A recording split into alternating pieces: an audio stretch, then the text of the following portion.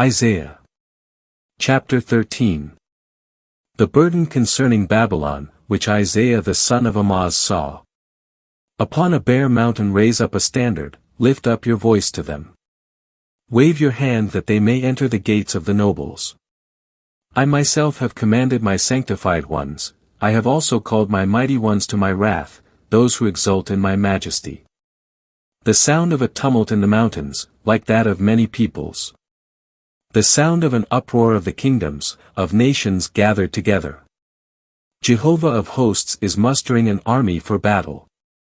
They are coming from a distant land, from the ends of heaven-Jehovah and the instruments of his indignation to ruin all the land. Howl, for the day of Jehovah has drawn near. As destruction from the Almighty, it will come. Because of this all the hands will drop, and every human heart will melt. And people will be dismayed. Pangs and anguish will seize them, like a woman giving birth, they will writhe. Each man will look toward his neighbor dumbfounded, their faces are inflamed. Now the day of Jehovah is coming cruel and with overflowing wrath and burning anger to make the land a desolation, and he will destroy its sinners off of it. For the stars of heaven and their constellations will not shine forth their light, the sun will be dark at its rising, and the moon will not let its light shine. And I will punish the world for its evil, and the wicked for their iniquity, I will stop the arrogance of the proud, and the haughtiness of the terrible I will abase. I will make mortal man rarer than pure gold, and mankind rarer than the gold of Ophir. Hence, I will make the heavens shake, and the earth will quake out of its place, at the overflowing wrath of Jehovah of hosts, in the day of his burning anger. And like the hunted gazelle and sheep without someone to gather them, each man will turn to his own people, and each will flee to his own land. Everyone found will be pierced through, and everyone caught will fall by the sword. And their little ones will be dashed to pieces before their eyes, their houses will be plundered, and their wives will be attacked. Now I rouse up the Medes against them, who will not esteem silver highly, nor take delight in gold. Their bows will shatter the young men, and they will not have compassion on the fruit of the womb, their eyes will have no pity on children. And Babylon, the beauty of kingdoms, the glory of the Chaldeans' majesty, will be as when God overthrew Sodom and Gomorrah. It will not be inhabited forever, it will not be dwelt in from generation to generation. And the Arab will not set up his tent there, nor will the shepherds make their flocks lie down there. But desert animals will lie down there, and their houses will be full of wild dogs, their ostriches will dwell, and wild goats will prance there. Hyenas will respond in their citadels, and jackals in their exquisite palaces. Her time is about to come, and her days will not be prolonged. Isaiah.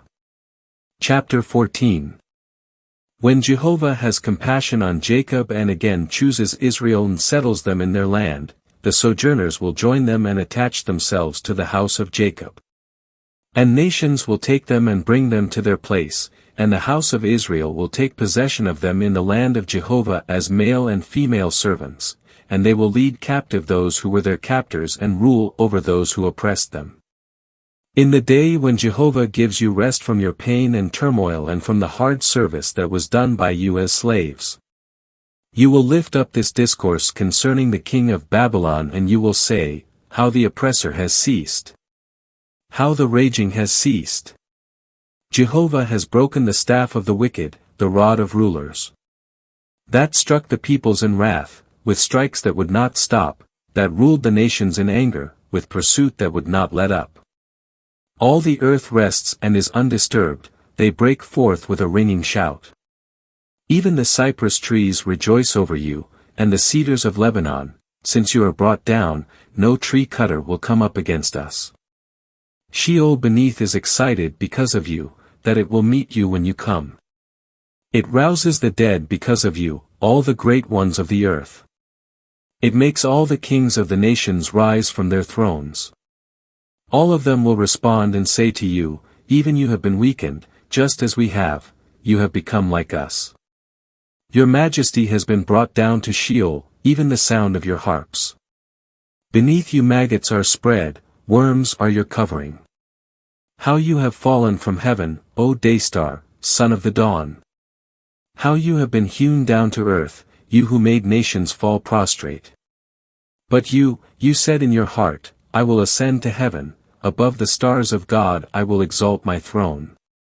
And I will sit upon the mount of assembly in the uttermost parts of the north.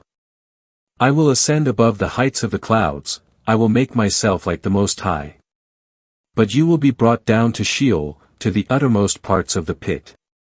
Those who see you will gaze at you, they will ponder concerning you, asking, Is this the man who made the earth tremble, the one who shook kingdoms?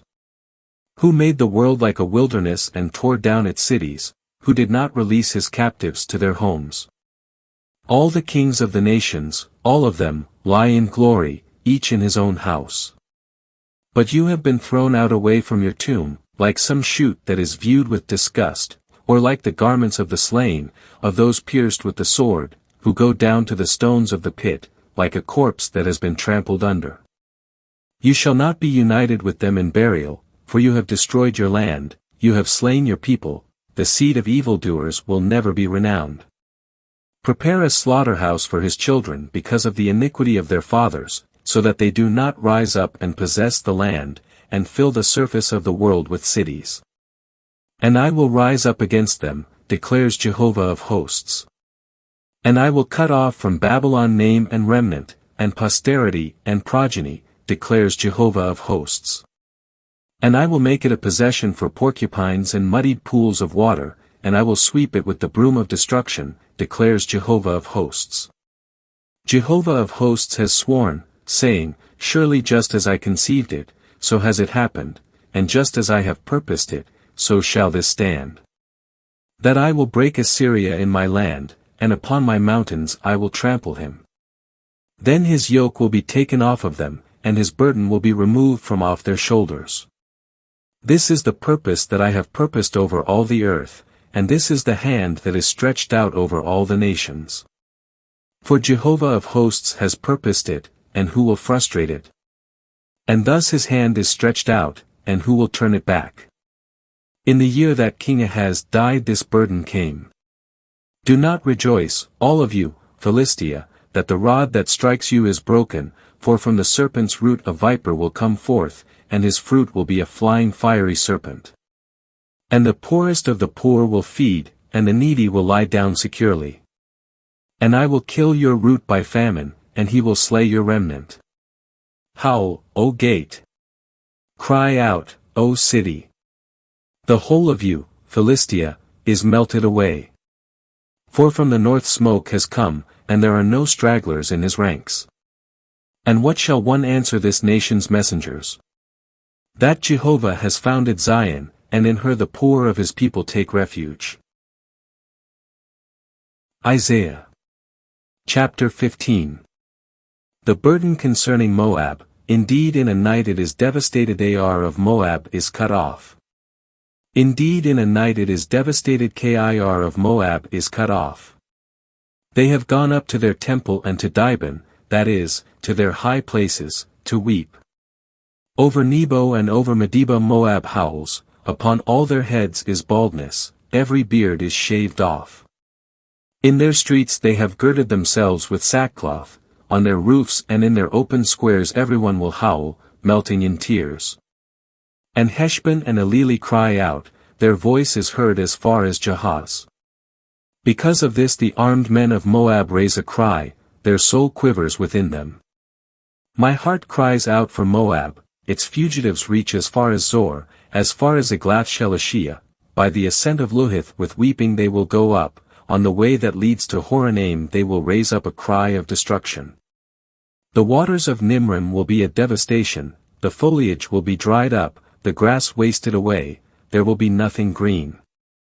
As a result, the abundance they have produced and placed in reserve will be carried off to the poplar brook. For the cry has gone about the border of Moab, their howling goes as far as Eglaim, even to Beralim their howling reaches. For the waters of Dimon are full of blood, for I will bring upon Dimon additional things, lions upon those in Moab who escape and upon the remnant of the land. Isaiah. Chapter 16. Send a lamb of tribute to the ruler of the land, from Selah across the wilderness to the mountain of the daughter of Zion. Like wandering birds, like a scattered nest, will the daughters of Moab be at the fords of the Arnon. Give us counsel, make a judgment concerning us. Make your shadow at high noon like night to us. Hide the outcasts, do not expose him who wanders. Let the outcasts of Moab dwell with you, be a hiding place to them from the destroyer. When the extortioner finishes and destruction ends, when the oppressor is completely gone from the land. Then will a throne be established in loving kindness, and upon it one will sit in truth in the tent of David, judging and pursuing justice and hastening righteousness. We have heard of the pride of Moab. He is extremely proud of his haughtiness and pride and insolence, his boastings are all untrue. Therefore Moab will howl for Moab, they all will howl. For the raisin cakes of Kir-Hareseth you will mourn, utterly. Because the fields of Heshbon have withered, and the vine of Sibmah, too. The lords of the nations have trampled under its choicest vines, which reached as far as Jazer, which meandered into the desert.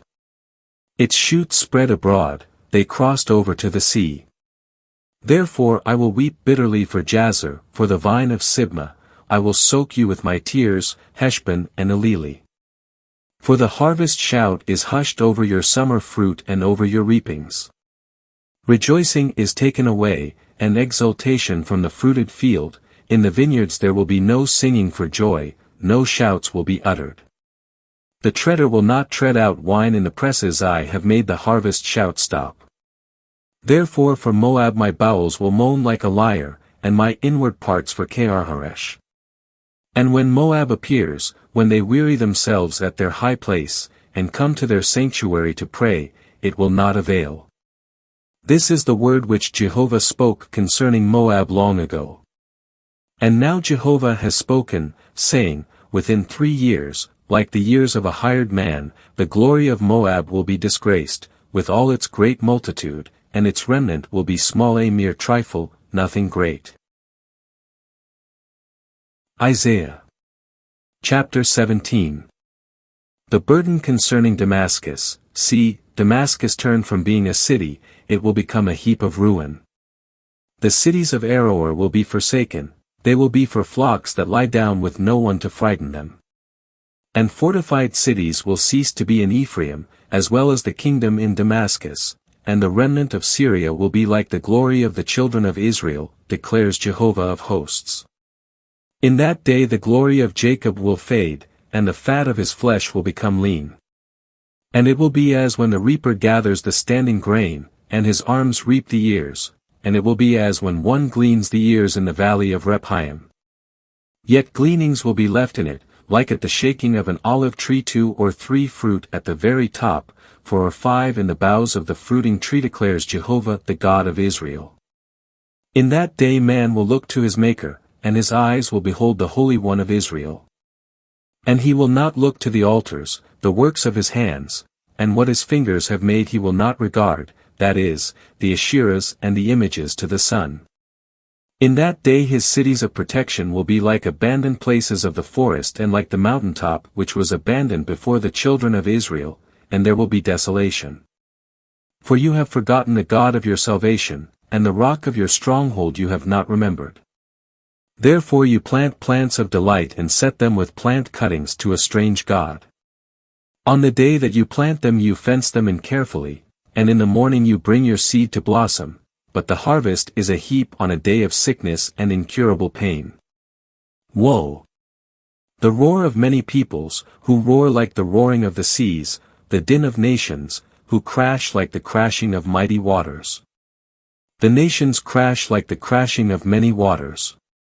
But he will rebuke them, and they will flee far away, and will be chased like mountain chaff before the wind, and like a whirlwind of dust before storm wind. At evening time, indeed, there is calamity, before the morning they are no more. This is the portion of those who plunder us, and the allotment of those who take us as spoil.